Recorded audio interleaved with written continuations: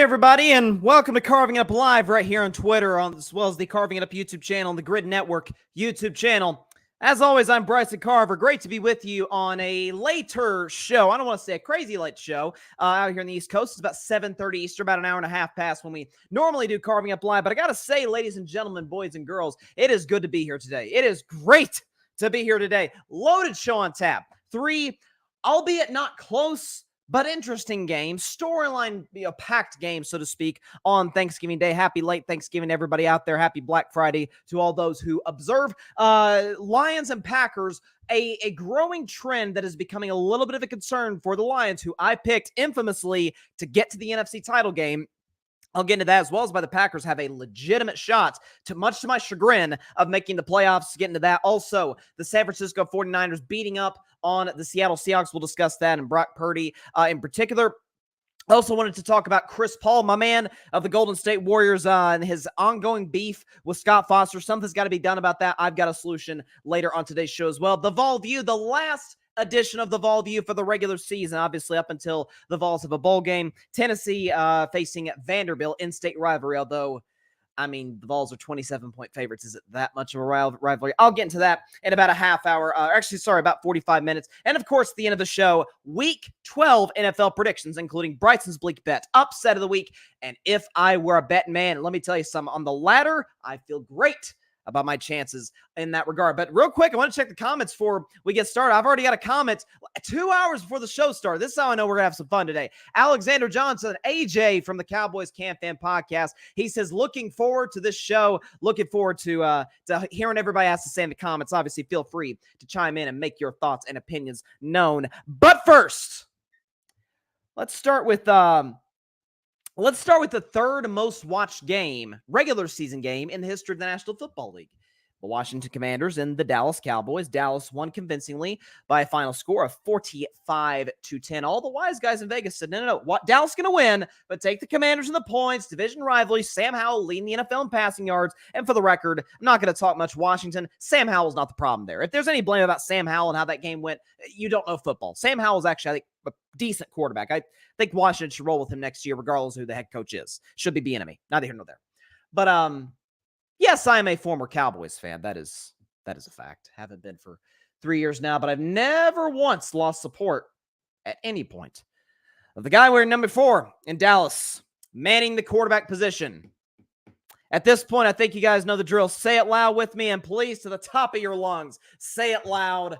Rain Dakota Prescott is still the hottest quarterback in the National Football League. 22 of 32, 331 yards, a QBR of 87, a passer rating of 142, and not 1, not 2, not 3, but 4 touchdown passes on the day. No interceptions. And currently, as we sit here today, and I think moving forward the rest of the season, Dak Prescott's the MVP. It's as simple as that. Dak Prescott is the most valuable player in the National Football League this 2023 season. Here's why. In a lot of ways, and I don't totally agree with this, the most valuable player award, at least in the NFL, often goes to the guy who has the best season coupled with, married with, so to speak, the best storyline, the best narrative. That oftentimes is the case. I mean, it's why in some respects, while you guys know, I love Brock Purdy. Loved him since I first saw him step foot in that field for San Francisco in relief of Jimmy G against the Miami Dolphins. Loved him ever since then. Not the most valuable player in his own offense. But the storyline, Mr. Irrelevant, 7th-round pick, coming off an elbow surgery from last year, and is blowing a lot of guys, including Dak Prescott, in some ways, out of the water with his stats. That's why you've seen guys in the past, such as Aaron Rodgers, win MVP in 2020. That's not to say Aaron didn't deserve the award. He did throw 48 touchdown passes, but didn't it kind of help Aaron's MVP case that, the Packers thought, this was the narrative, that Aaron Rodgers was on the decline, that Aaron Rodgers was not the same Aaron Rodgers of old, winning MVPs in the past in 2011 and in 2014, getting to NFC Championship games. Yes, they got to one in 2019, but a lot of folks were like, that was the offensive line, it was the defense, it was the running game, it was LaFleur. Rodgers was kind of a game manager, which is why they drafted Jordan Love in the first round instead of getting Aaron a reliable target. And so Aaron, to use the Michael Jordan phrase, took that personally, threw 48 tuds. Packers were the best team in the NFC, and he won MVP. Storylines coupled with great stats. Patrick Mahomes wasn't the narrative last year. Like we talked about, is it Mahomes or is it Hurts? Mahomes or Hurts for MVP last year?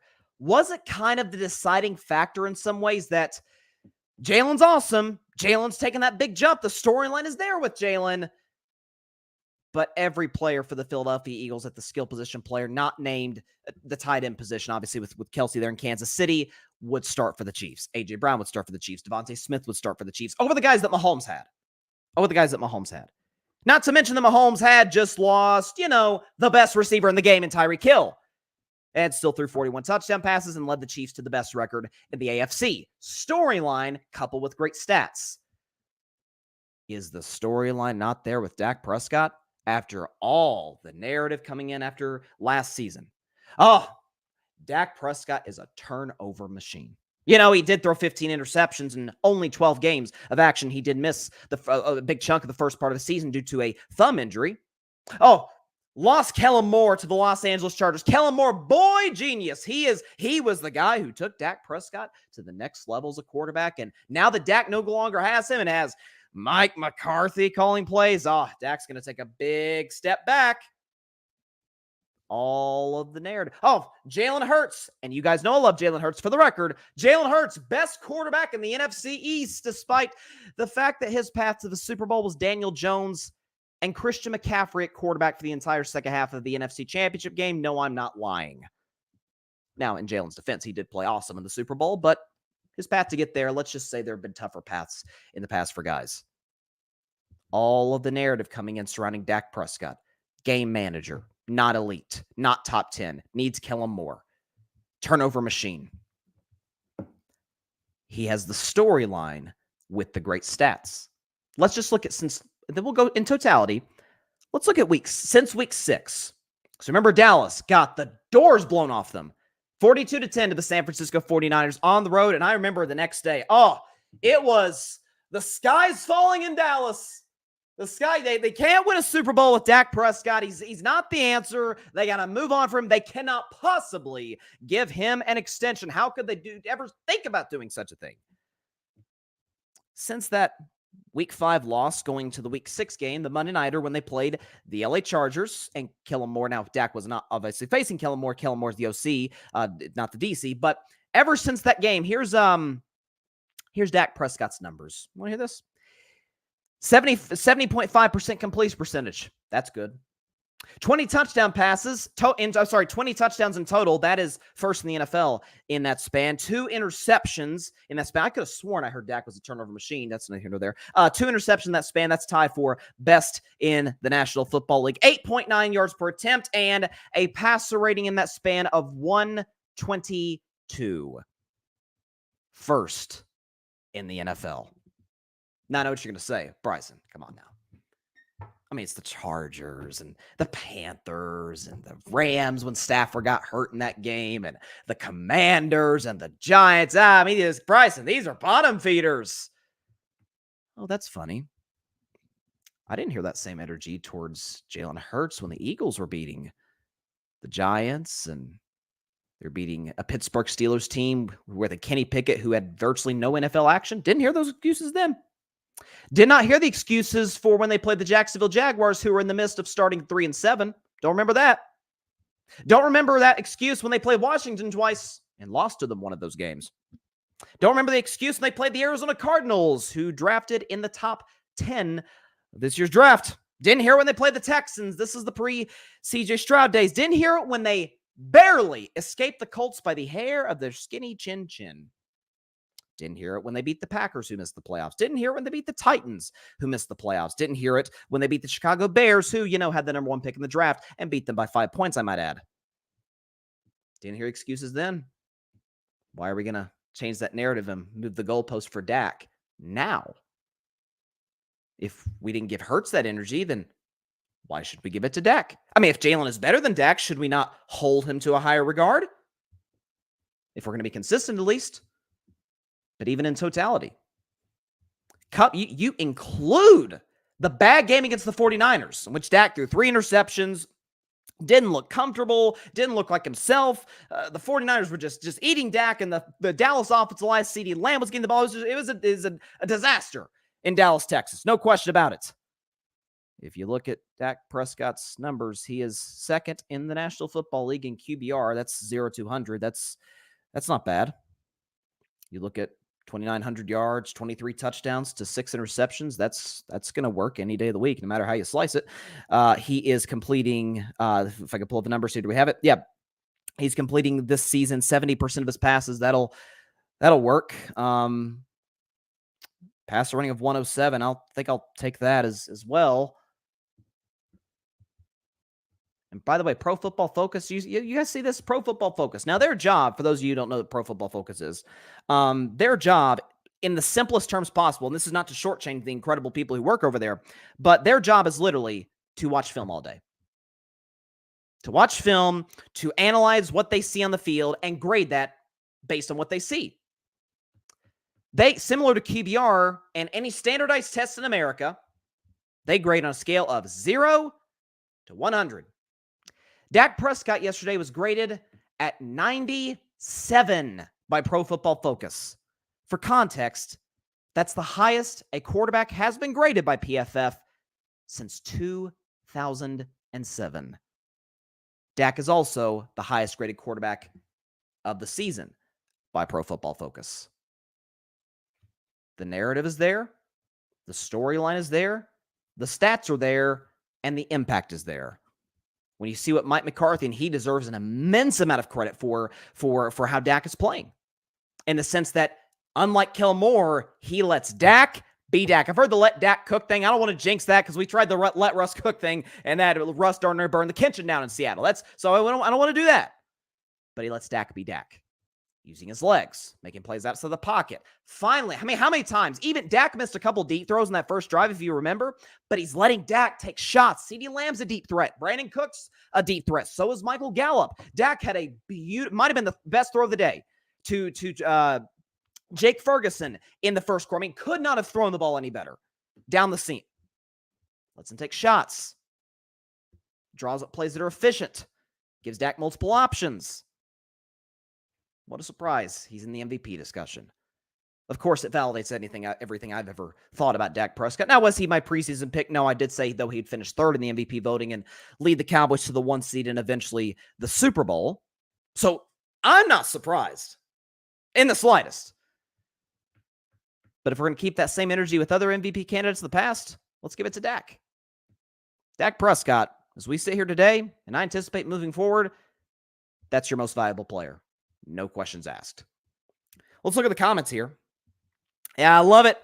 My man Patrick Brown, who is a Cowboys fan, he says Dak was making it rain, and he spelled rain like Dak's legal first name, Rayne. Rain Dakota Prescott. Dak was making it rain. It's beautiful. Listen, Patrick, if y'all don't know Patrick Brown, check out his articles on the Grid Network website. He does some great stuff. Patrick is great. With making up just quick names on the fly or quick puns, Whack Jones and Slack Wilson. You saw Zach, or not? You actually didn't see Slack Wilson today for the Jets, but I'm not talking about that game. This is another bad day at the office for the Jets. Patrick says, to hear my 6-year-old nephew tell me how Dallas played brought tears to my eyes. It was a proud uncle moment. His favorite part of yesterday, watching Dak share turkey legs with the guys. That was so great, Patrick. That is one of the celebrations of the great celebrations I've ever seen. It's the best Thanksgiving celebration I've ever seen. Because if y'all didn't see it, Dak threw a late touchdown pass to Kevontae Turpin. It was his 4th of the day. It was his last pass of the day. And all the guys ran down to the Salvation Army kettle. And they took out a bag. It's like, what's in the bag? And it's turkey legs. Dak is literally like pulling up his helmet halfway, eating turkey legs, running to the sideline. That's when you know it's working for you. And I'd be remiss, ladies and gentlemen, if I did not give a big-time shout-out to Mr. Deron Bland. 5 interceptions, 5 pick sixes on the season. That's more than any player in the history of the National Football League. Jim Nantz, by the way, the great Jim Nantz, one of the greatest broadcasters that ever lived. Love Nantz. Jim Nantz's call on that play was A+++. It was fantastic. I mean, even heard Tony Romo calling the game. He's like, man, that gave me like chills. It was a fantastic call. Obviously, a great day for the Cowboys. We cannot forget, though. We cannot, and Patrick, right on cue. This is my guy. It's my guy right here, guys. Patrick says Dallas won. Ratings, game, and halftime show. Yes, indeed, Mr. Brown. How about Dolly Parton? Okay, listen, Dolly. Listen, I'm from Tennessee. I'm a Tennessee boy. Okay, so Dolly here, she's a national treasure. Heck, she's a worldwide treasure, international treasure. But in Tennessee, listen, she's a queen here, man. I'm just telling you right now. She was fantastic. Of course, she's Dolly Parton. Of course, she's, like I said it on Wednesday's show. I think I've even said in the past on Carving Up in the instances where Dolly has came up. I'll reiterate today. If you don't have to be like the greatest fan of her music, although it is fantastic. If you don't like Dolly Parton, that's on you, man. That's on you. You need to go to therapy. You need to get yourself checked out, and you probably need to be nicer to people. That's where I'm at. Okay, if you don't like Dolly, that's on you, man. Okay, I'll take the shades off. I had to bring that out. Now you can see my eyes now on the show. Had to bring that out for what Dak Prescott did.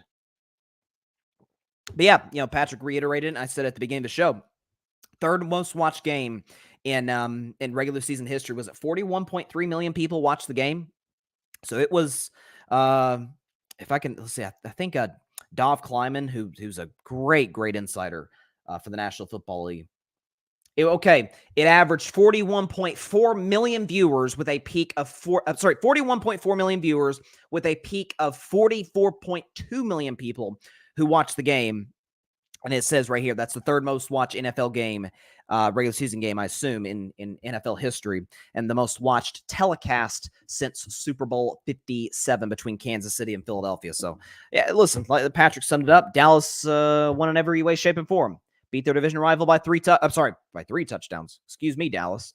Beat their division rival by 5 touchdowns. Had the third most watched game ever. And Dak's the MVP, and Dolly's the halftime MVP. That's it. They went pretty well for the Cowboys. That's what you say. Yeah, Patrick Brown says, Dolly Parton, living legend, 77 years old. And when she came out the cheerleading outfit, we all knew it was going to be a sensational show. No question about it. She is, if there's anybody that knows how to put on a show, it is Miss Parton. There's no question. Mrs. Parton. There's no question about it. And he says, Eagles fans were bragging about having the most watched game on Monday night. We doubled that on Thursday afternoon. Oh, listen, it's Philadelphia. Which in their defense, in Philadelphia's defense, it is the Super Bowl rematch. It's Mahomes. It's an Arrowhead. So, but no, that's a given every year. The Cowboys Thanksgiving game is going to be the most watched game of that regular season. In this case, they're most watched ever. If I'm not mistaken, I think the game last year when they played the Giants was the most watched regular season game ever. I could be wrong on that, but I remember saying on my show something along those lines that more people watched that game than any regular season game. But I could have sworn that a lot of people, they were boycotting the NFL. Let me pass that. I've got a segment for the future, and we'll get into that. Seriously though, and then I'll move on to the Niners. That record, Deron Bland, that is ridiculous.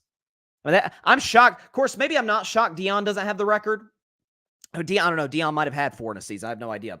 But I guess quarterbacks after a while, probably don't want to throw primes away. Like, you get to a point where your interception numbers come down. It's not because you're not good. It's just because quarterbacks aren't throwing your way.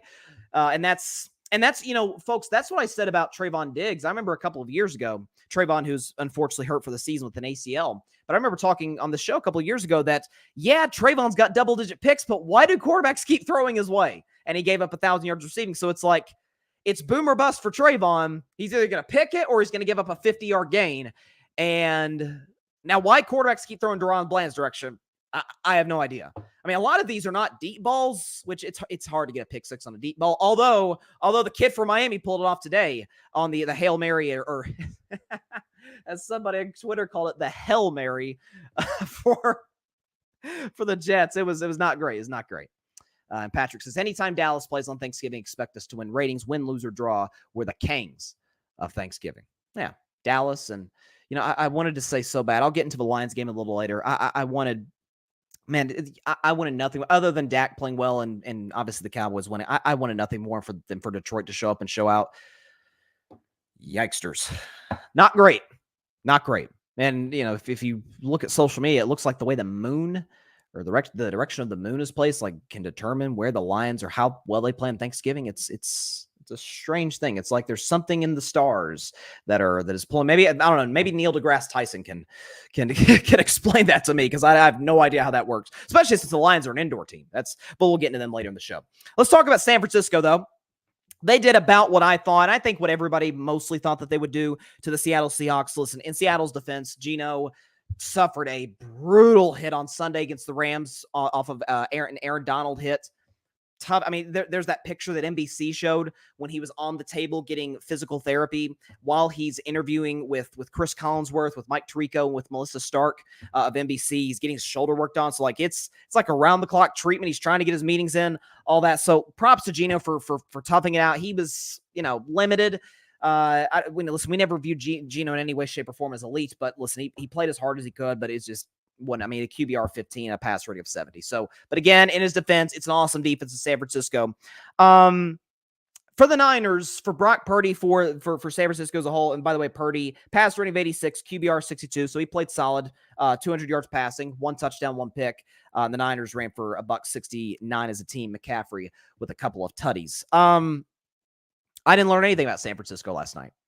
I knew that against mid-tier playoff teams, which Seattle is kind of fighting for that 7 spot. Like we kind of know at this point, there's going to be an NFC South winner, tragically. Philly's in, Detroit's in, San Francisco's in, Dallas is in. I think Minnesota's probably in if you look at their schedule. And listen, they lost by the skin of their teeth against Denver. I think a lot of people are selling their Minnesota stock way too fast. But it's going to be that 7 spot. Like the Rams need a win against Arizona on Sunday. I'll predict their game and the other games at the end of the show. But the Rams need a win to stay in the picture. Green Bay got a huge win yesterday to stay in the picture. But Seattle needs to win some games. And San Francisco, like I said, they're the Mike Tysons of the NFL, where if they build a lead on you, forget about it. You are done. You are not coming back on this team. The problem is, if it's tight, or if the team you're facing has the upper hand going in the fourth quarter, bit of a problem. And that can be put on the quarterback, Brock Purdy. That can be put on the head coach, Kyle Shanahan, who has an abysmal record. Abysmal. Like he's like 29, 30 games under 500 when trailing by like 3 or more, 5 or more, something like that, going into the fourth quarter. So that's a little bit of a problem for San Francisco. But again, I in terms of their roster, even without Talanoa Hufanga, which is a much bigger loss than I think we're giving it credit for. He's a tremendous player. Lost him for the season. But even without that guy, it's still the best roster in the league. McCaffrey's the best running back. Trent Williams the best left tackle. Brock Purdy is about a top 12 quarterback and plays like a top 10 quarterback in large part because of what his talents, his playmaking ability, and the pieces around him. Juwan Jennings is really good. Brandon Ayuk is what might be the most underrated receiver in the sport because of Deebo Samuel, who's the best offensive skill position, do-it-all player in the NFL, so to speak. They've got the best defensive line in the league with respect to San Francisco, although Dallas slowly but surely is making a case that they are. They've got the best linebacking duo by far in the NFL with Dre Greenlaw and Fred Warner. And the secondary, while it's somewhat of a weak link, see what Travarius Ward did last night? He was with the guys eating turkey legs after the game. He was fantastic in that game against Seattle. So I learned nothing about San Francisco. Now, the reason I brought up the point about Mike Tyson, the reason I brought up the point about the fact that San Francisco, if they build a lead on you, you're cooked. If they're down in the fourth quarter, they're closer to cooked than they are to we can come back. We're going to learn a lot about San Francisco next week in Philadelphia, 9 days from now. Now, San Francisco's going to have an edge in the sense that obviously they got the high off the win against a division rival. They don't like Seattle, beat them on the road. Props to them. But Philadelphia has got the home game against Buffalo, somewhat of a trap game. That's why I think the Vegas line is what it is. Again, I'll get to that later on the show. Philly has 7 days to prepare for San Francisco. San Francisco has 10 days to prepare for Philadelphia. So Kyle Shanahan needs to cook up his best game plan. And the fact of the matter is, listen, Philadelphia is a team. Like San Francisco's the kid on the block, and I'm not saying they're chumps, where they're like the Rudy Gobert. I'm not saying the Niners are the Rudy Gobert of the league where, yeah, they beat you up when you're small, but they'll back down from a fight when somebody else is bigger than them. And that's not them. They're not phonies. But I mean, they've been in the last 2 NFC Championship games. They're obviously doing something right. But Philadelphia's a team that can beat them up physically, or at least can match them physically. If you look at San Francisco, you look at the Kansas City Chiefs. If you are the Niners and say, hey, they beat up Philadelphia's defensive line. Now, that's not a shot at Kansas City because KC's defense is amazing this year. Underrated, in my opinion. We give the Niners more love because of the big-name players they have. Bosa, Chase Young, Fred Warner, Drake Greenlaw. They got some dudes. They got some dudes. Armstead, they got some dudes in San Francisco. Can they match Philly tit for tat? Because last year, we don't know. Because Purdy went down in the first quarter on a strip sack by Hassan Reddick. So it's a mystery because at that point they had to rely on Josh Johnson. Then they had to put McCaffrey in as a wildcat back / core. I mean, it was not good. I think McCaffrey might have thrown a pass in that game. I mean, it was a quarterback disaster. It literally got rules changed in the NFL to where you can have an emergency quarterback if something goes wrong or if a couple of things goes wrong in the case of the Niners. So last year we don't know. And props to Philly, of course, they took advantage of that. We're going to find out. You say, well, what about Dallas? Well, yeah, they did destroy Dallas, but Dallas is a much better team now than they were in week 5. I don't think anybody would argue that. We won't find that out until potentially the playoffs. Philadelphia, I know who they are. That's why I think they're the best team in the league right now. They can beat you multiple different ways. If they need to beat you through the air, they can do that. If they need to beat you on the ground, they can do that. If they need to win a defensive battle, they can do that. If they got to win a high-scoring affair, they can do that. And they are tremendous situationally, when trailing or when leading. I know the Niners are awesome when leading. Most teams are. I do have questions about them trailing. There's a good chance they will at times be, Philadelphia might be in front, 7-0. How does San Francisco respond? If it's 23-17 going into the fourth quarter and Philly's got the ball at midfield, how does San Francisco respond?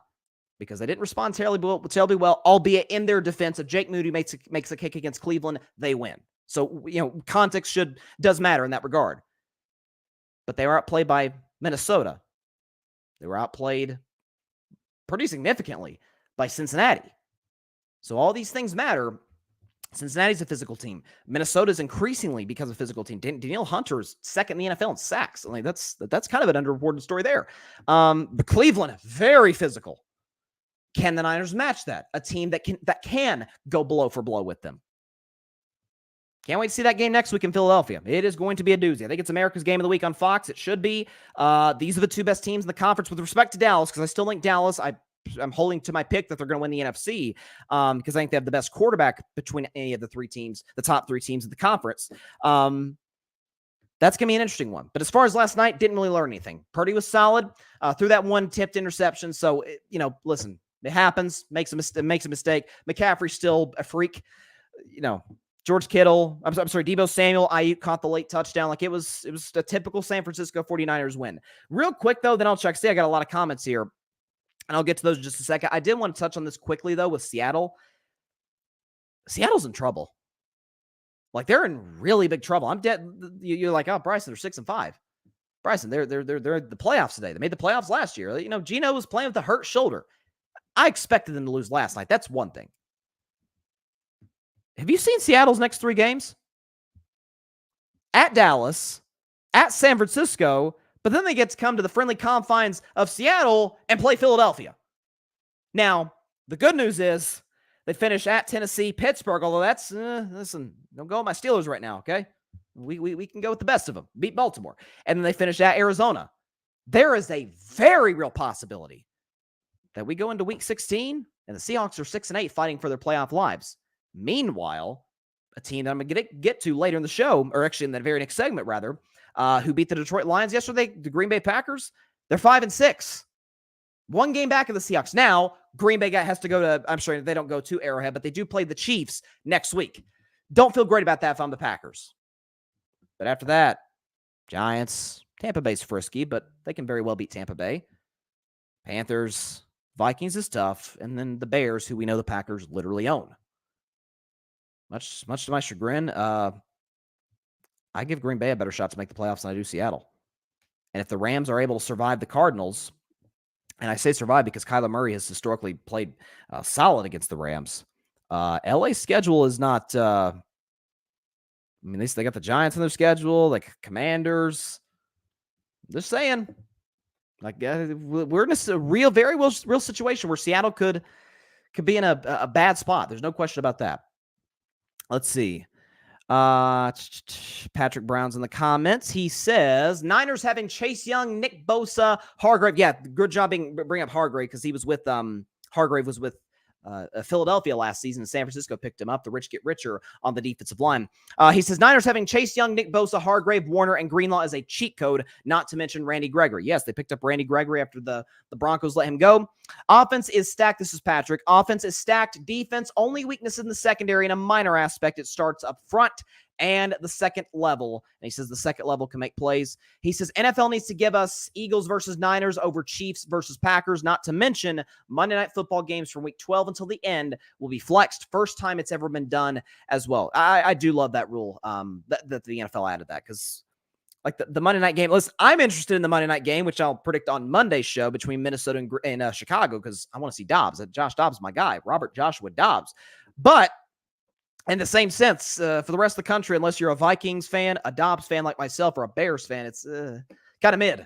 It doesn't appear anything is going to get flexed. It'd be far too late to do that. But I'm fine with Chiefs versus Packers in the NFL's defense. Patrick does have some interesting storylines. How did the Chiefs bounce back off a loss? Lambeau Field. The Packers all of a sudden on fire right now. A couple back-to-back wins. Jordan Love played well in both. Again, I'll get to Green Bay in just a second. And listen, Eagles versus Niners is America's game of the week on Fox. So like it's going to be in front of the whole country. Everybody's going to see it. It's going to be a fantastic game, I anticipate.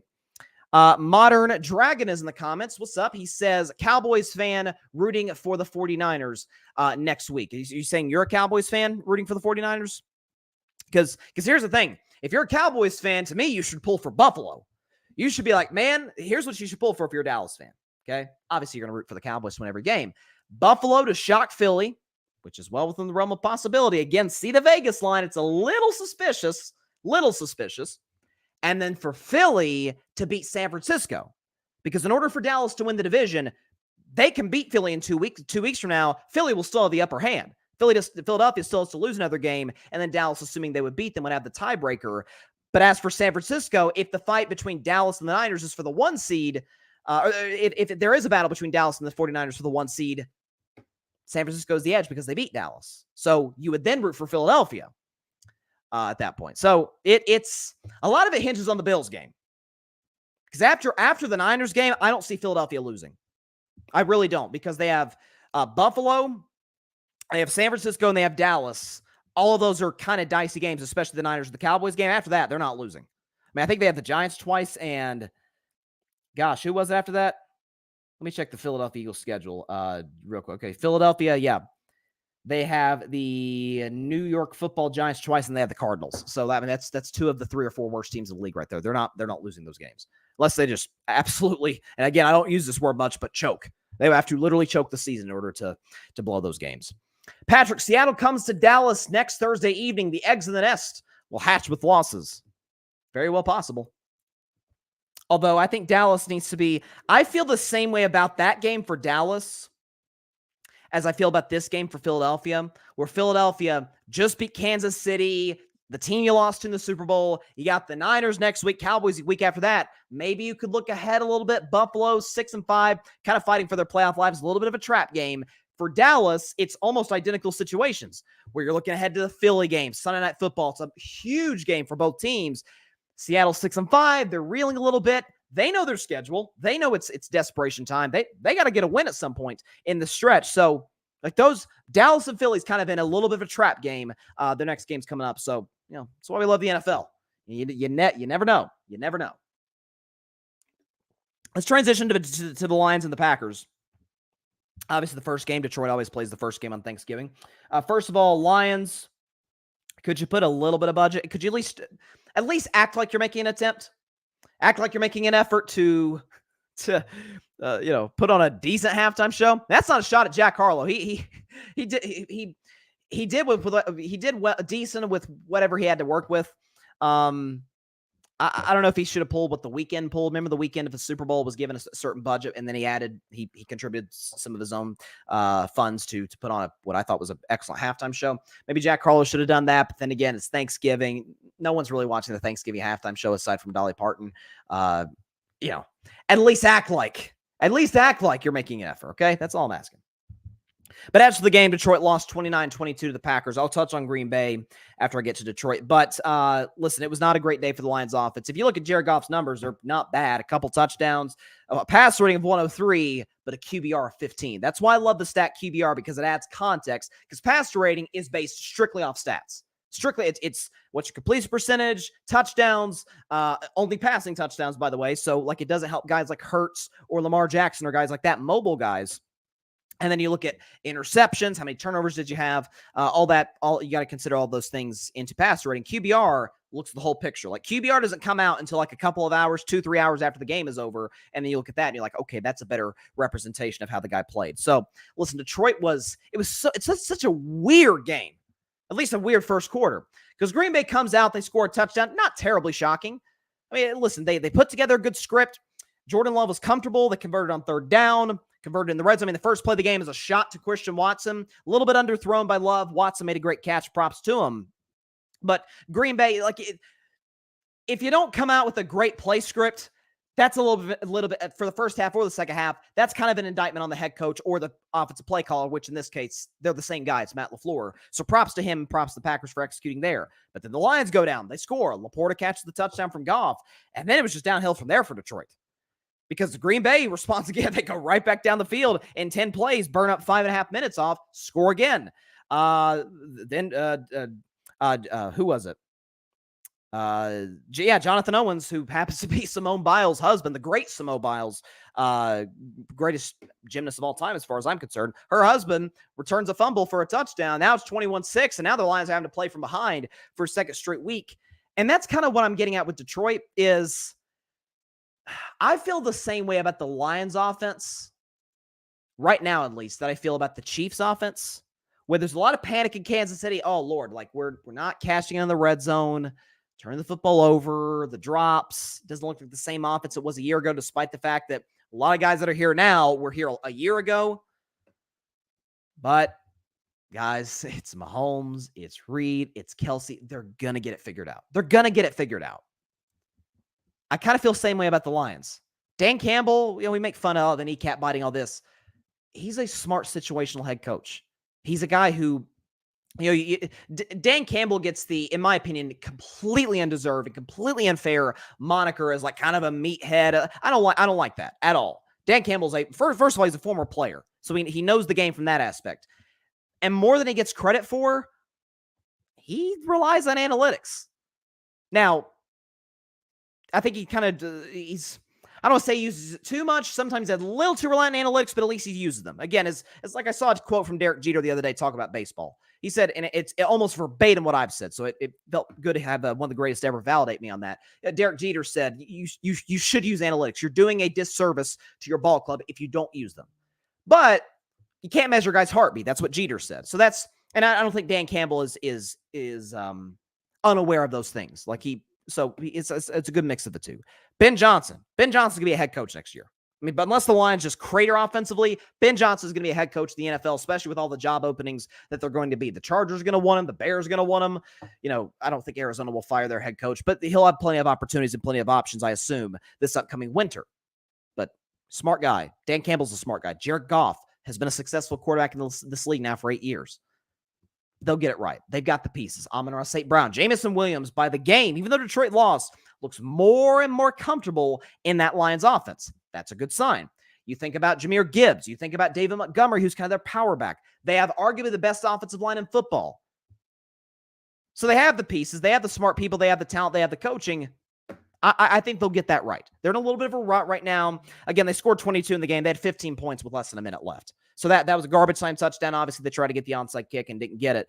Scored 31 against Chicago, but a lot of that was on a late fourth quarter rally, and did score 41 against the Chargers in their defense. But they're in a little bit of a rut right now offensively. It happens. Dallas had it. Philadelphia had it at one point. Jalen Hurts had a big turnover problem. So there's ebbs and flows. It's a 17-game season. The season's basically 4 months now. The regular season is, at least. You're going to have ups and downs. You can't, if you're a team, if you're a coach, you can't just go with the flow. You can't go with whatever the tide is doing.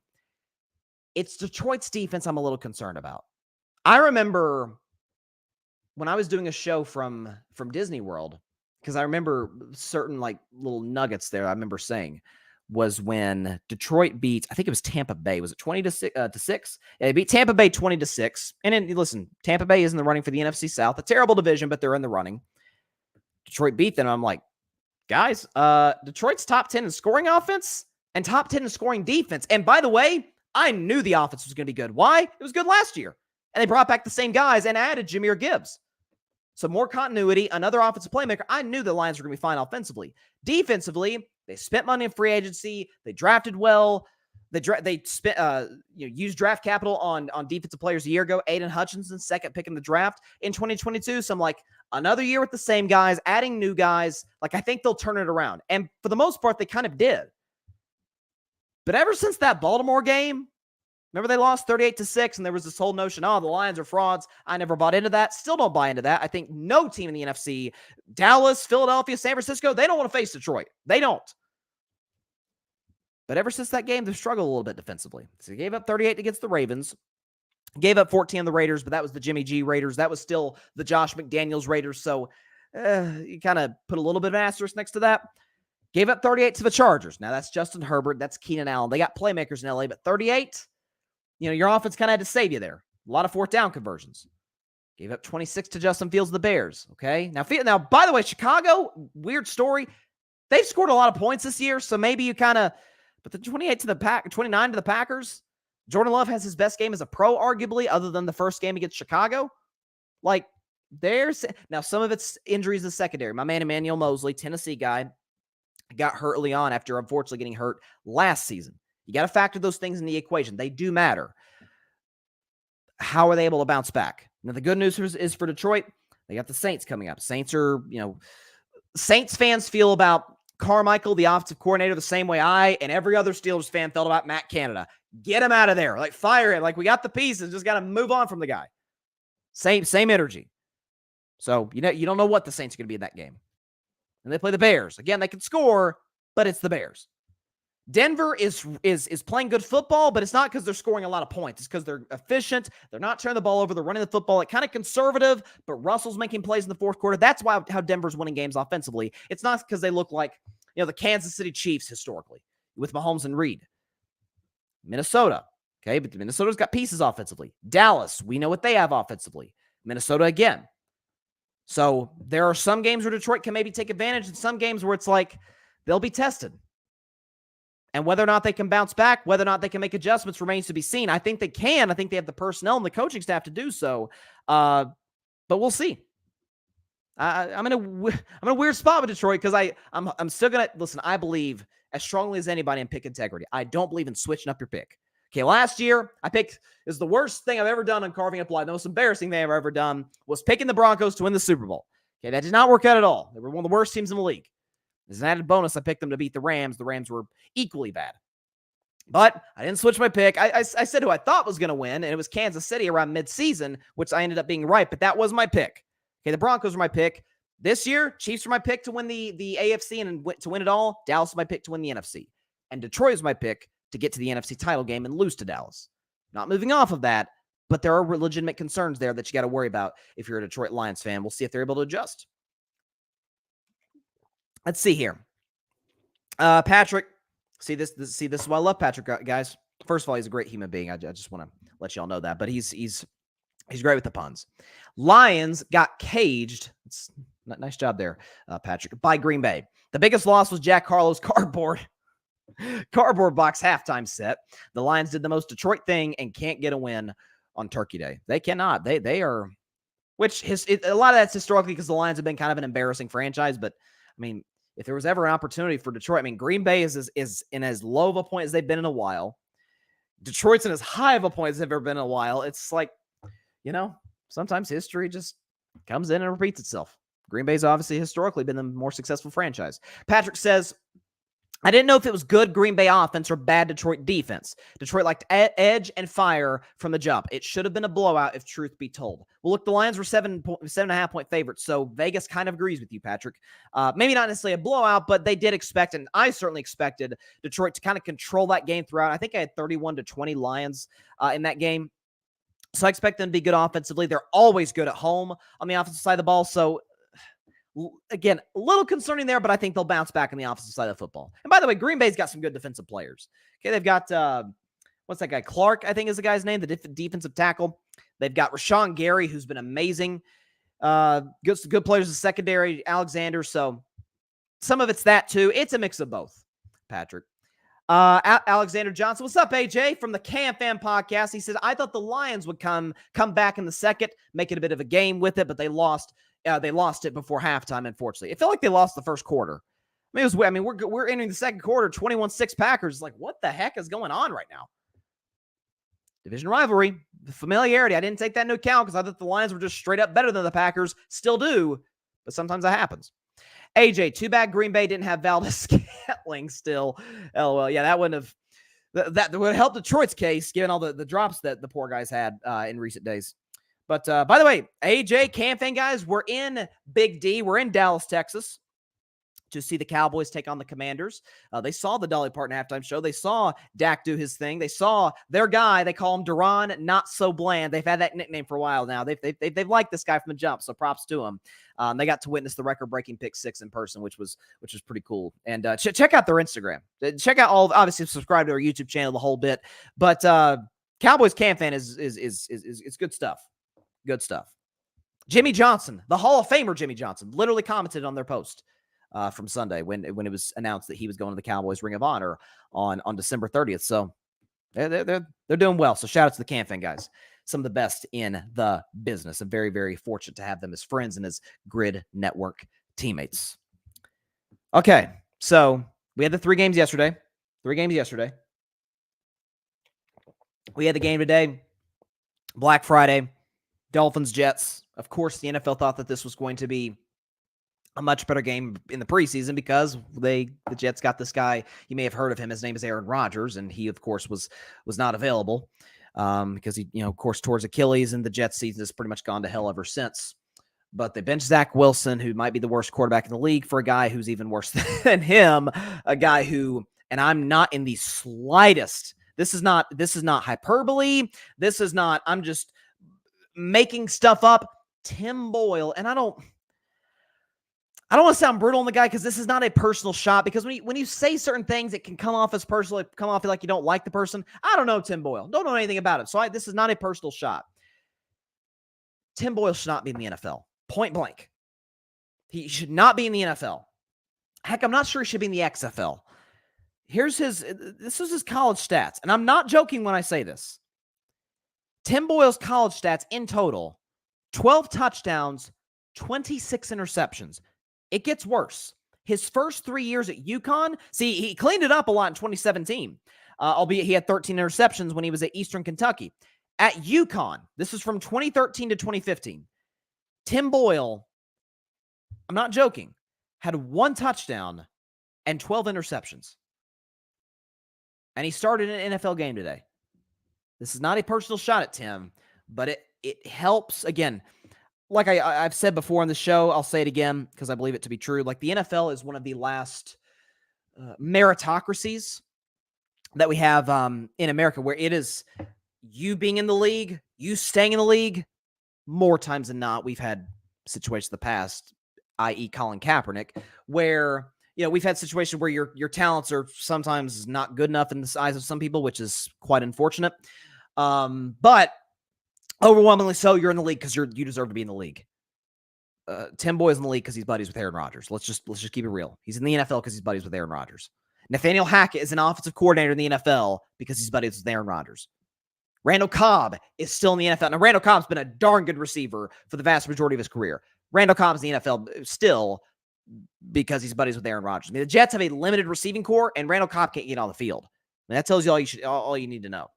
So, Jets are in a tough spot. Miami, listen, 2 things I took away from that Miami game, or 3 games. 1, they seem to have established a consistent running game, which I really praised them for early in the season when they were running the ball on the Chargers and the Patriots, which we look at the Patriots now, they're 2-8, but they established a good run.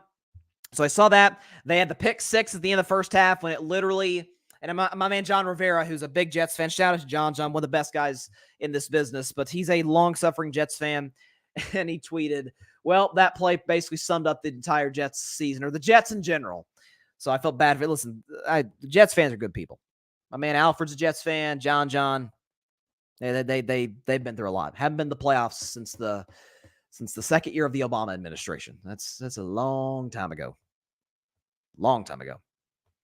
And Patrick, before I get to Patrick's comment, the third thing to say, Tua's arm, his right arm, it's just, he's a lefty. His right arm, my Lord, bro, that they tried to patch it up.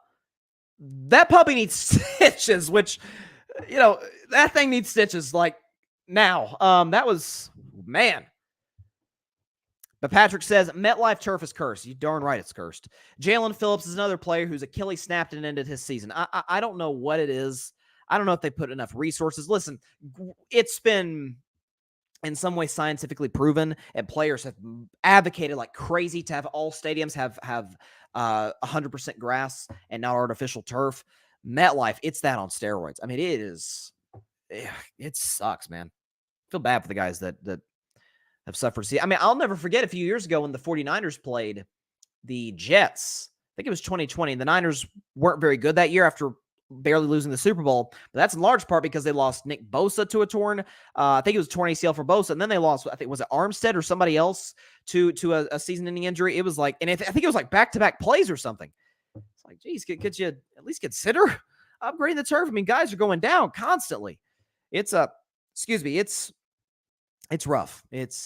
I can't believe the NFL still allows them to do it. Obviously, they'll have to finish the season, I guess, in this last month and a half. But this offseason, they got to upgrade the turf. If not, totally get rid of it and replace it with real grass. I mean, that's kind of like what the Cardinals do. I think the Cardinals grow their grass in like Alabama, and then fly it to Arizona. Or I guess fly it to Arizona, and they play on real grass. So there you go.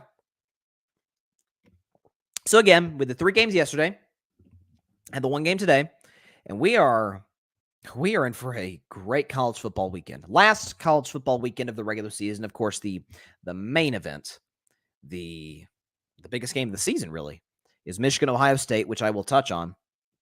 But first, it is the final edition, and this is very bittersweet. I mean this. I'm not going to get all weepy-eyed on the show. Not going to do that because it will come back for the bowl game.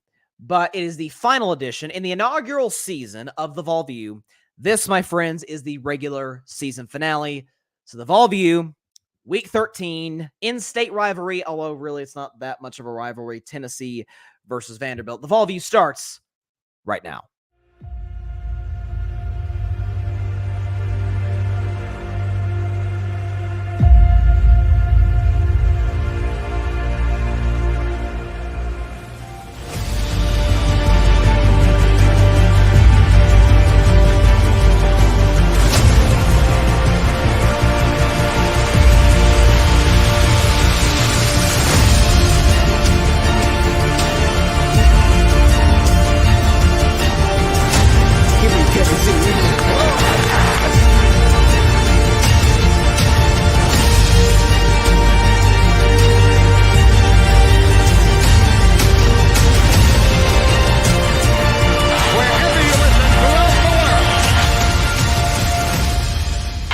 Football time in Tennessee.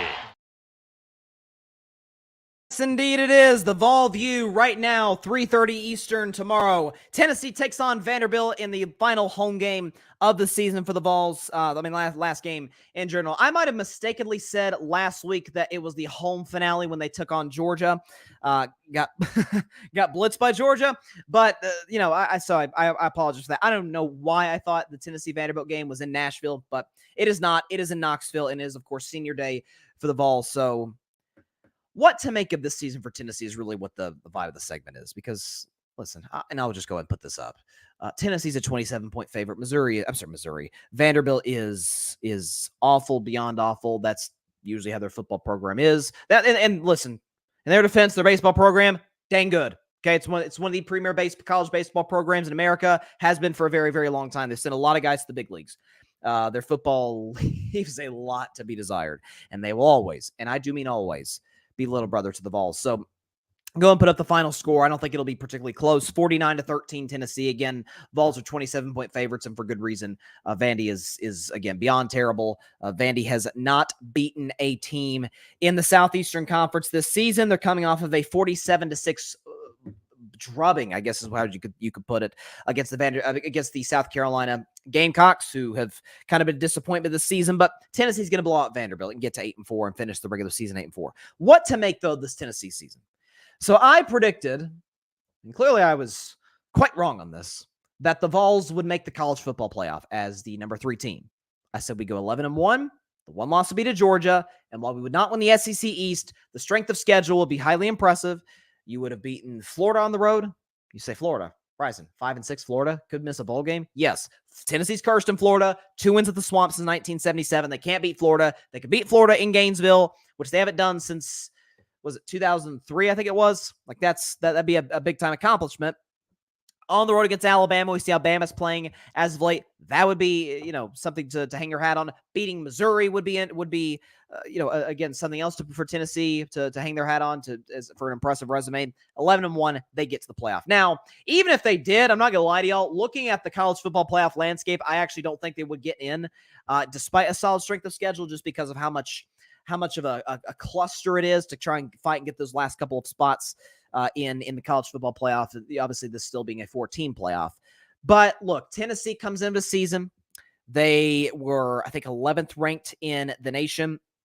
They took on Virginia. It was in Nashville. Had a buddy of mine go there. That game is a great atmosphere. 12th ranked in the country. I apologize. 12th ranked in the country. Tennessee got as high as 9th in the country before probably one of the more unimpressive wins of the year, kind of barely escaping Austin Peay by the skin of our teeth, although the score may not indicate it. Of course, you got losses to Florida, you got losses to Alabama, you've got losses to the Missouri Tigers. So, and then, of course, a loss most recently last week to Georgia. And I was there at that game, and it was a great atmosphere from the sense of it, the fact that it was the loudest Neyland Stadium had ever been, over 130 decibels. When I tell you that place was deafening, it was, you could not hear anything. And we were under the second deck where we were sitting, so it was even louder, like just reverberated where we were at. So it was an incredible moment there in Knoxville. Tennessee actually scored a 75-yard touchdown on the first play from scrimmage, and of course went down from there. Georgia outscored us 38-3, and Carson Beck played unbelievable. Brock Bowers is by far the best tight end in college football. I think he's gonna be a top 10 pick in this upcoming draft. Tennessee lost. They were supposed to lose. Georgia's the best team in America and the back-to-back defending champions. For the Vols, though, what is the optimistic approach or the optimistic viewpoint at the end of this year? The optimistic Vol view, so to speak, is to use the name of this very segment. You're going to beat Vanderbilt. You're going to go 8-4. You're going to get a solid bowl game, probably against like an NC State or somebody, a solid ACC team, although does that really exist? That conference is abysmal. But you hope to finish 9-4. We'll see how that goes. And then you go into next season where it's, okay, Alabama is a home game. Florida's a home game. Can't win in the Swamp, but we can beat Florida at home in Neyland Stadium. We've done it twice within the last decade, so it is very doable, especially where we're at from a talent perspective compared to them and a coaching perspective, frankly. And as far as the coach, that's something to hit on as well, is the fact that Josh Heupel, what did we know him as coming into the season? We knew him as this guy who liked to throw it a lot, 30, 40 attempts in some instances per game, throwing it all over the yard, run the football here and there, keep the defense honest, and they could run the football efficiently. But this year, and this is not a shot at the guy because I genuinely like him as a human being, and I wanted to get him to get to a certain level so much, but he just couldn't, is Joe Milton, who has, I think, inarguably the best arm in college football, but not terribly accurate. And not great field vision, doesn't see it terribly well. He threw an interception. He's thrown multiple interceptions this year where he stared the guy down. That's kind of a problem that's become apparent over the course of the season. So listen, Joe is what he is. I'm not going to be brutal on the guy, but Josh Heupel in a major way, and it kind of started with the South Carolina game. It moved to the Texas A&M game after that, is the fact that Tennessee moved from a throw it all over the yard type of offense to run the football, kind of conservative, not taking a lot of shots down the field because, frankly, we don't really trust our quarterback to hit deep shots and be efficient and accurate in doing so. So Josh Heupel, I know Tennessee fans hate him. Why is beyond me. He's the best coach we've had since the Hall of Famer Philip Fulmer, and that's, I think, all Vols fans would agree with that. But he had to literally change his offensive scheme and philosophy mid-season. That's not an easy thing to do, and props to him for adjusting. Tennessee might be sitting here at 7-5 because Kentucky was a dicey one, as was Texas A&M. I mean, Tennessee could be sitting here, they need to win this game to make a bowl game. So Josh Heupel deserves a lot of credit for that, for changing the offense and allowing us to win the games that maybe we wouldn't have won had he not adjusted, had he not adapted. That's what any great coach does. But next year, this kid, and I hope I'm saying his last name correctly because I've heard multiple pronunciations of it, Nico Iamaleava, and I hope, Nico, if you're watching, that I'm saying your name correctly, on many recruiting websites, the best quarterback in high school football coming into Tennessee. It was either him on some websites, it was Arch Manning, who's at Texas on other websites. He will be the guy in 2024. And you have the number one high school quarterback pairing with one of the smartest offensive coaches in college football. We assume Tennessee will recruit well. They have good depth at wide receiver. They'll be active in the transfer portal. Tennessee always has a good offensive line. Yeah. Vols will be back in 2024. I'm just telling you that right now. They will be back in 2024, and I'll put up the final score one more time. They will knock off Vanderbilt once again, 49-13 in Knoxville, in Neyland Stadium, finish with an 8-4 regular season record. And then, of course, we'll see next week who the bowl game is up against. Again, probably an ACC team, although we'll see. That's TBD. It's to be determined. But the Vols will finish the season strong. There's still a lot of good positives, a lot of good takeaways. Again, we got to keep perspective, and I'm talking to Vols fans right now. We got to keep perspective on this, okay? Last year was about as close to magical as we've had in some time in Knoxville. I mean, at one point, Tennessee was the number one ranked team in all the country. We beat Alabama into the long losing streak. We destroyed teams like Kentucky. We beat Florida, which we struggled to do in many instances. So we beat LSU badly, I might add, on the road. I mean, it was, but lost to Georgia on the road. The house of horrors for us on the road against South Carolina. It was a rough end of the season, but days like that, seasons like that, that's going to come. This year's a transition year. It was 8-4. I've seen worse transition years than 8-4. Let's just put it that way. I'm just telling you right now. So that is it. This week's edition of the Vol View. Let's get a win against Vanderbilt tomorrow, Vols. Shout out to all the seniors. Thank you for all the stuff you have done at Tennessee. You're helping to rebuild the culture, for sticking around through some tough days in 2020, especially with the coaching situation and off the field stuff and whatnot. Shout out to you seniors. God bless y'all. Hope you have a great senior day. You play well. Hopefully all the seniors get at least maybe a little bit of field action, although maybe it might not be possible for some guys. But shout out to all y'all. Tennessee will win 49-13 against Vanderbilt, and that is it for this week's edition and this regular season's edition of the Vol View.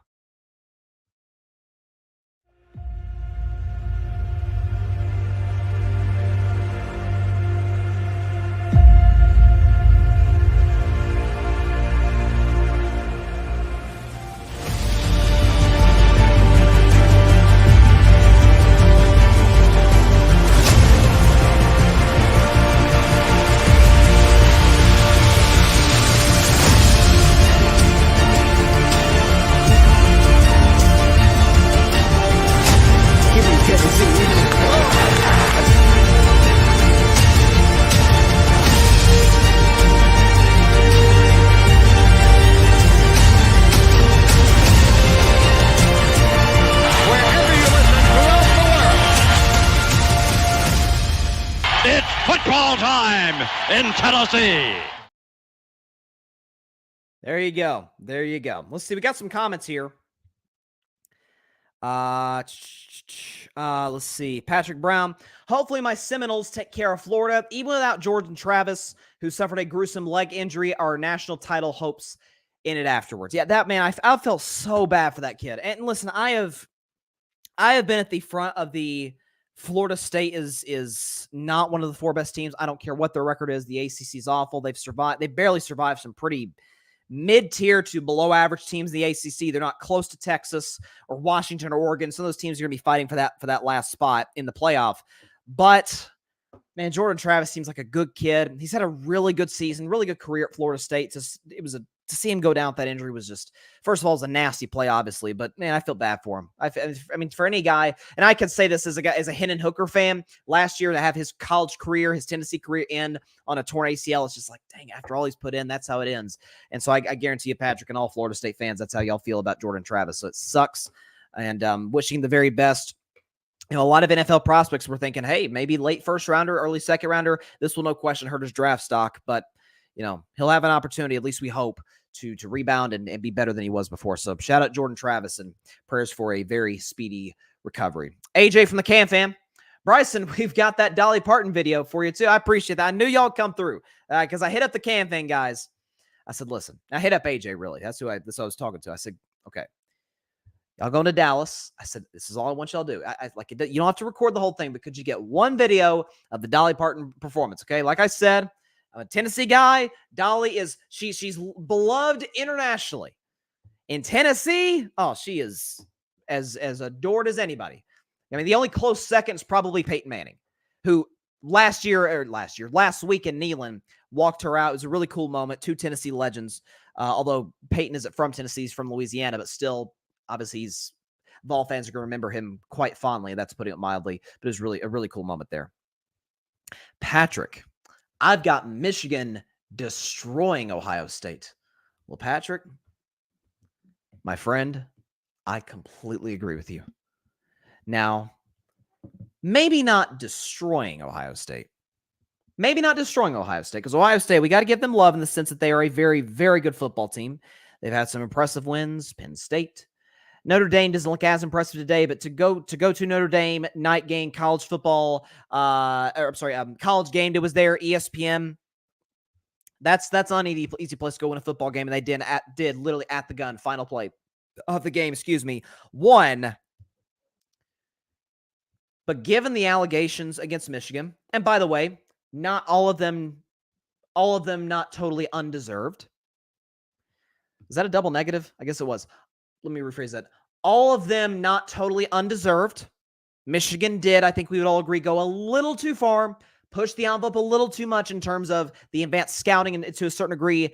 However, this notion that this, oh my gosh, this is the Houston Astros in 2017. Guys, I think the comedian Bill Burr, and I'm not even I'm more of a Chappelle guy, Chris Rock guy. But Bill Burr, he was on the Rich Eisen show. I think this was last week, if not the week before. I think it was last week. He was promoting one of his new projects, one of his new movies or something, TV shows. And Bill Burr, who's a big Patriots fan, Boston guy, is hilarious. He said, actually, I kind of respect Michigan for it. He said, people are thinking about this whole sign stealing. See, in baseball, this is what Bill Burr said, but in baseball, it's, okay, we're going to use cameras from up top and see, okay, this is the exact pitch he's throwing.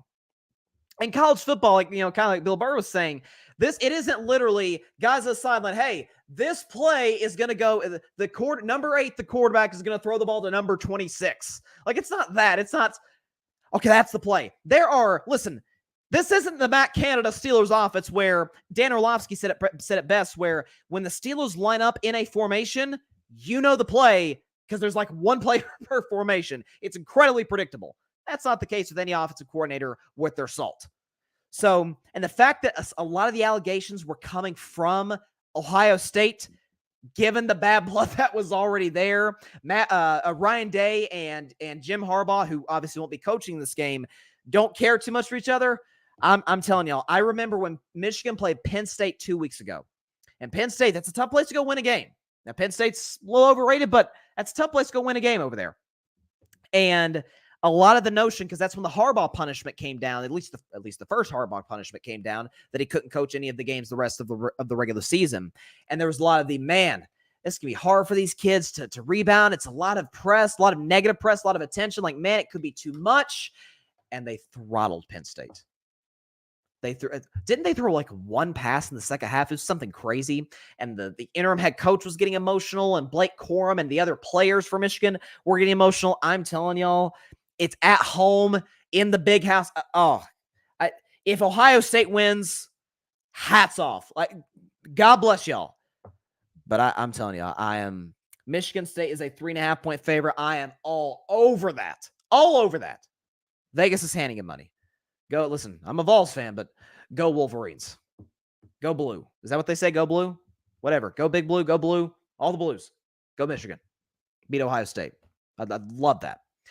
Patrick, Michigan will win, in all caps, the game, and whoever comes out of the Big Ten West, they'll get embarrassed. There's no question. I think it's Iowa, Patrick. I think Iowa's coming out of the Big Ten. Iowa, it's so funny. They're, let me finish your comment, Patrick. He says, if the Wolverines have any logical chance to win at all, what a redemptive story it will be. No question.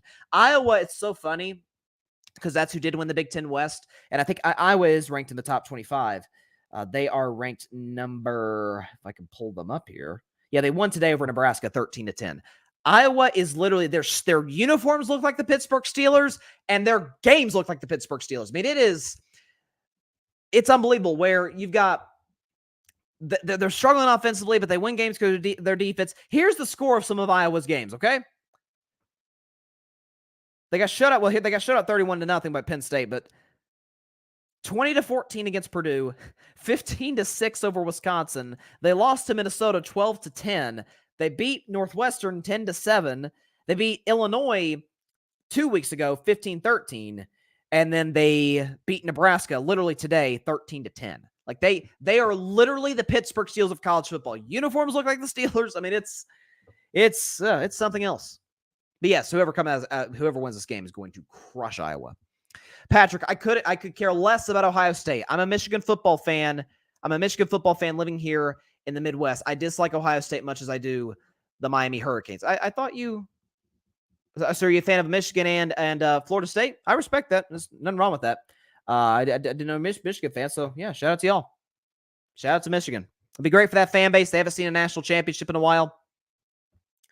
I don't know why. I'm looking at my TV right now, and for some odd reason, it looks like the picture quality is a little blurred. Let me check on the fly here. Let me check the YouTube on my phone because I want to give y'all the best quality content that we possibly can give you. No, it looks fine on my phone. Looks fine on my phone, so it doesn't look like that's a problem on I guess maybe it's a TV thing. I don't know, but that's where we're at. Probably a Wi-Fi problem with my TV for all I know. Okay, so before I get to my NFL picks, NBA story. And by the way, has it not been a fun NBA season thus far? I think the in-season tournament, again, bravo to Adam Silver. This was a great idea. Before that, comment by Patrick. Okay, yeah, Patrick says I'm a fan of Michigan and Florida State. I grew up watching both teams. Respect. Michigan, that's your kind of your regional team, and Florida State, I respect that. No doubt about it. And Michigan, I did pick Michigan, by the way, to win the national title before the season and beat Georgia, and I still feel pretty good about that, although today I think Georgia's better. Okay, NBA story that I did want to touch on because it does involve my team, the Golden State Warriors, who are now, as we sit here today, 7-9. We do have a game against Wemby and the Spurs tonight. I feel good about our chances to win that one. But I can talk about the Warriors all I want, and about how the bench, it's so weird. I have less confidence in the starters than I do the bench, and it's never been that way ever as a Warriors fan, really for any basketball team. I feel better about the kids than I do Wiggins, who I think is going to bounce back, Clay, who's playing better. But I don't know what's going on with some of the starters. But the point is, late first half, Warriors are playing the Phoenix Suns in Phoenix, Arizona, and the Suns are up. I want to make sure I'm getting this right because it's worth mentioning. The Suns are up 59-47. So they're playing well in that second quarter. It's kind of slipping away from the Warriors a little bit. And Mr. Chris Paul and Mr. Scott Foster, Chris Paul, point guard for the Golden State Warriors, Scott Foster, longtime NBA official, who we all, I'm sure, are aware, have a history together. And Chris Paul didn't like a call that Scott Foster made on a foul that he committed against Kevin Durant. So he goes to him, he argues, whatever. Kept arguing, drew it out a little bit. Scott Foster teed him up. Okay, that's fine. But that's kind of a cardinal sin. If you keep going, if you keep arguing the call, keep going, a ref's going to tee you up. That's as we all know that. There's nothing wrong with that from the ref's perspective. The problem's with the second tech, where Chris Paul's like, man, are you kidding me? And when I say seconds, I mean seconds later. T, you're gone. And Steve Kerr didn't like it. Steve Kerr's like, man, are you kidding me? Steve Kerr gets a technical himself. And you heard even Steph Curry after the game saying, yeah, I didn't like that ejection. And Steph's not a guy who openly bashes officials. That's not You don't ever see Steph Curry fined for taking shots at officials. That's not his brand. He's not a confrontational guy. It's just not who he is by nature. I'm going to repeat something that Stephen A. Smith said on First Take yesterday. Scott Foster should never officiate a game that involves Chris Paul. It's that simple. It's one thing, because let's be honest, players and officials, I'll just put it this way. Players don't love refs. I mean, aren't the refs kind of the butt of every joke, or fans boo them? They don't like the call. If they lose a close game, it's the ref's fault. We know how that goes. It's another thing if one individual ref and one individual player not just dislike each other, have a legit beef with each other. A beef. Chris Paul after the game, and if I can pull up the quote, because it is worth mentioning what Chris Paul said about Scott Foster. He said, I've got the quote here. This is from, I think this is from Kendra Andrews of ESPN. This is what Chris Paul said, and I quote, "It's personal. We had a situation some years ago, and it's personal. The league knows, everybody knows. There was a meeting and all that. I'm okay with the refs saying whatever they're saying, but don't use a tech to get your point across." And he said, quote, "It was a whole thing talking about apparently when Chris Paul played for the Clippers, that there was something regarding," it says, this is the article on ESPN, "after Wednesday night's game, Paul alluded to an incident involving his son and Foster while he was a member of the Clippers, saying that it led to a meeting at the time with himself, his father, Foster, and former Clippers coach Doc Rivers. He declined to reveal any more details about the incident." So I don't know if Scott Foster said anything about CP3's son. I don't know. Like, Chris Paul wouldn't go beyond that. You completely understand that's a private matter. But if it is indeed true, and I mean, there's no reason for Chris Paul to drag his son into that for no reason, of course. They can't be on the same floor together. They can't. And if you're Adam Silver, it's sort of a tight line you got to walk, where it's, oh, well, if a player always dislikes an official, you're just going to remove them. And it's not even a situation where, removing Scott Foster gives the Warriors a competitive advantage. That's not even the case. I mean, Chris Paul is 3-17 in his playoff career when Scott Foster calls games. That's not a fact that we need to just dismiss and act like it's irrelevant, because it's not. But at the end of the day, do refs dictate outcomes of games? Yes, but I'd say it's about 3 to 5%. If that, because some of these games are blowouts. A lot of it's just situational basketball. At the end of the day, these close games, and Chris Paul historically has been pretty darn good with that. They don't call him the point god for no reason. Just because he does have a ring does not make him like this playoff choker. That can't happen anymore, though. Foster, CP3, ironically, and I didn't know this surprised me, it was the first time Scott Foster has ever ejected Chris Paul, which I saw that, I'm like, really? Given their history?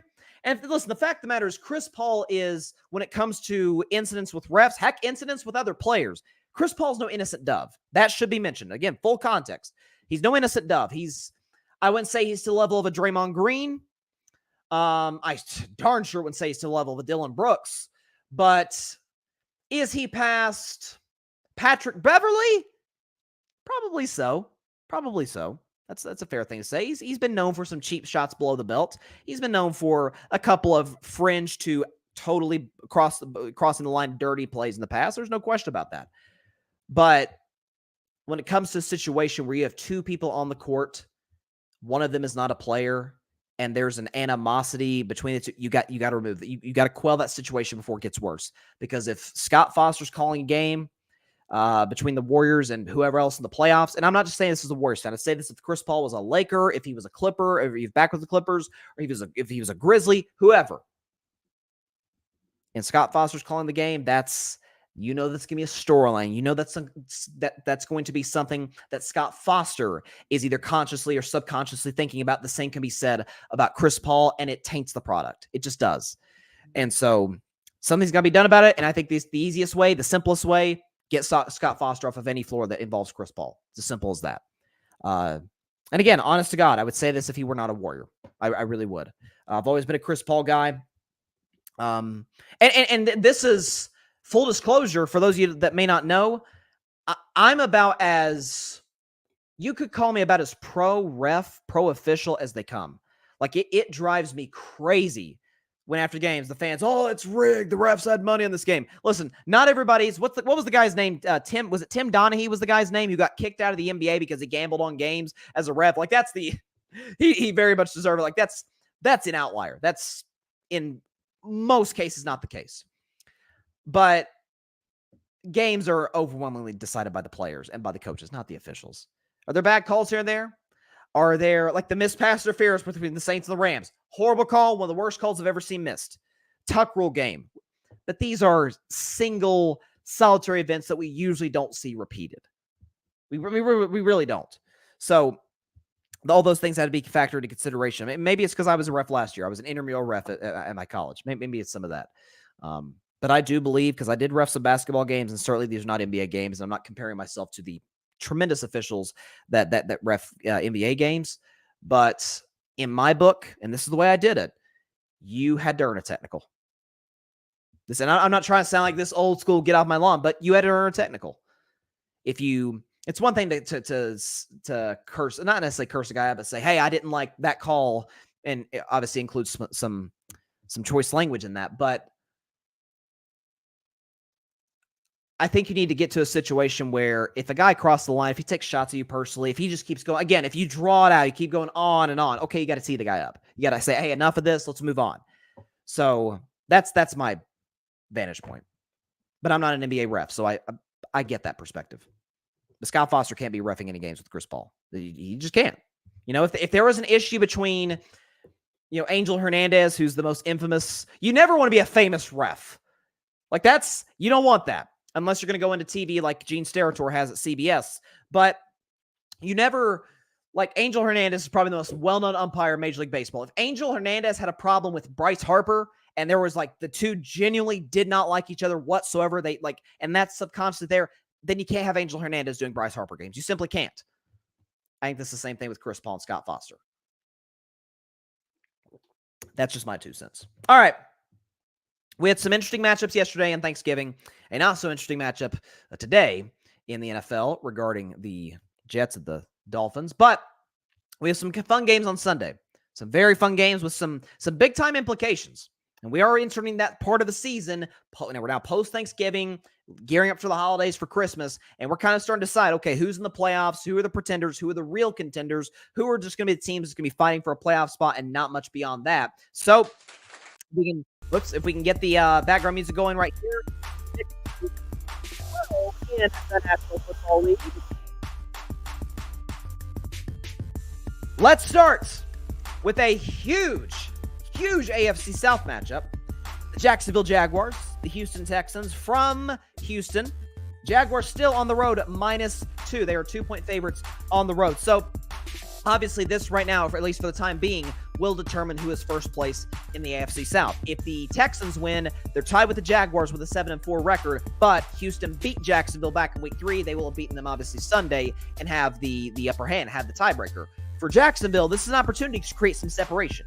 If you go into December, a 2-game lead in the division, especially when you consider the fact that the Jaguars really peaked at the end of last season, you hope if you're a Jaguars fan, they do that this season.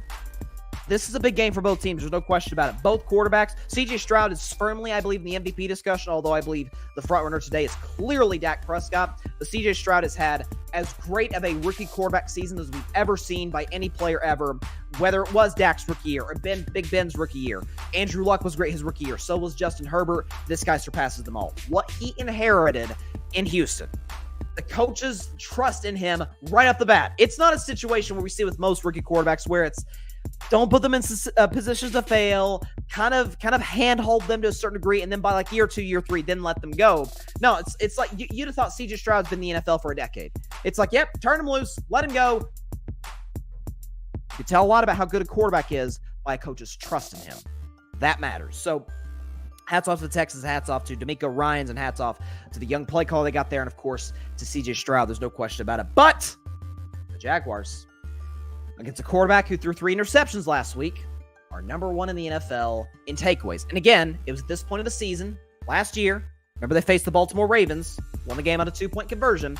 At the end, the Jaguars got hot. The Jaguars streaked at the end of the year and ended up getting a playoff win against the Chargers, winning the division, the AFC South, and winning a playoff game against the Chargers. I think they will continue a road very similar to that. I've got the Jacksonville Jaguars winning kind of a fun game, a close game, 27-22 over the Houston Texans, getting to 8-3, firmly in that discussion to be the number 1 seed in the AFC. The sky was falling in Jacksonville when they lost to the 49ers. Everybody's freaking out.